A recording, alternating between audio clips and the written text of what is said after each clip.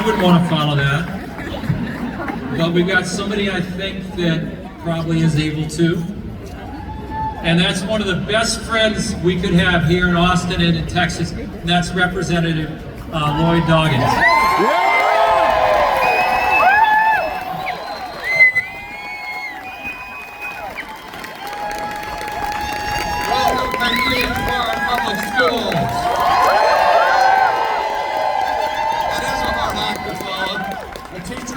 On the firing lines, the very kind of person we need to be supporting today and who Greg Abbott has been abandoning.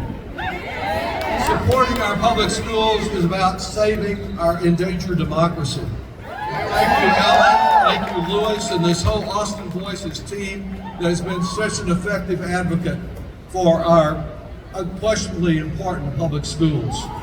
I salute my state legislative colleagues. You heard from Vicki, Donna, Aaron. You'll hear from Lulu and James, all of whom are leaders in this struggle.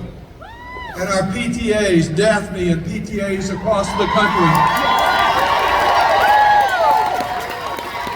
Great teachers like you just heard from, students and school administrators who are leading the resistance against these devious Abbott plans. I'm joined by my own in-house education expert, a former first grade bilingual teacher here in Austin, and later President Obama's early education expert, my wife Libby, who's on the other side. I can tell you as a proud product of the Austin Public Schools, as the father and grandfather of successful Austin Public School students, we must value our dedicated educators who have done so much for our community. Our public schools are about individual opportunity, and they're also about our state's economic future.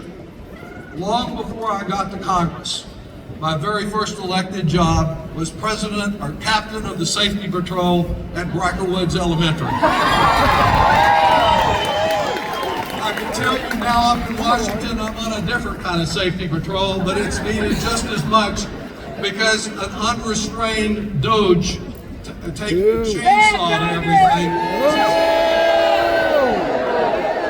It's as dangerous as a speeding car through a school zone. As you know, Musk and Trump have been doing everything they can to limit federal aid to education. Shut down the U.S. Department of Education.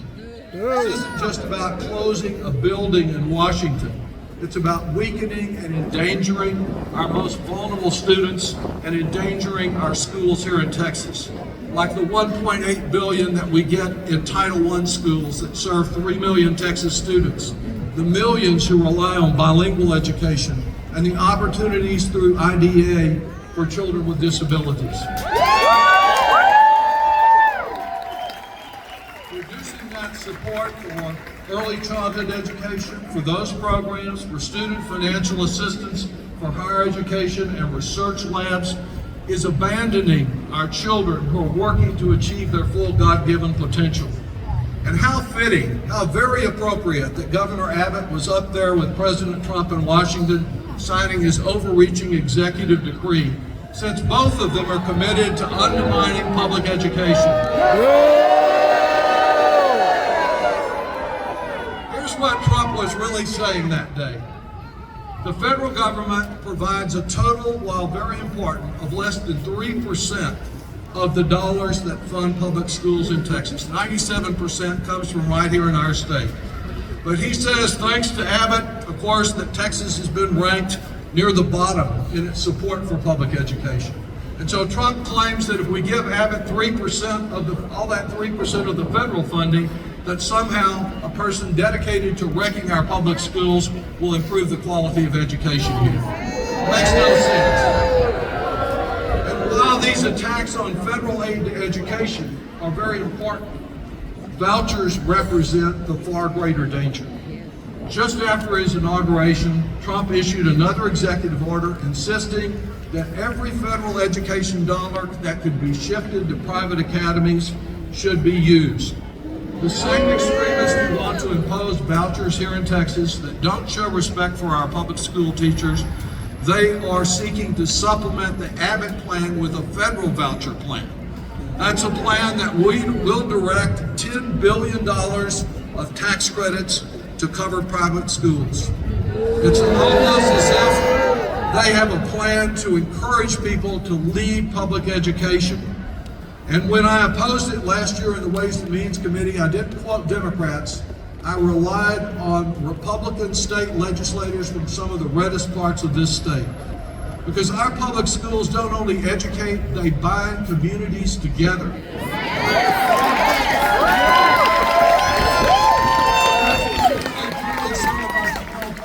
Rural communities that are controlled by Republicans. This should be a nonpartisan issue because Governor Abbott has spent millions against conservative members of his own party in a partisan attempt to privatize our public schools. And in Washington, Trump is now renewing that same crusade. His federal voucher legislation is designed for the well-connected, for those who don't have to worry about overcrowded classrooms or underpaid teachers. Together with the Texas Disruptive Plan, this is a radical move to incentivize parents to get their children out of our public schools. We've got to resist it in every way possible.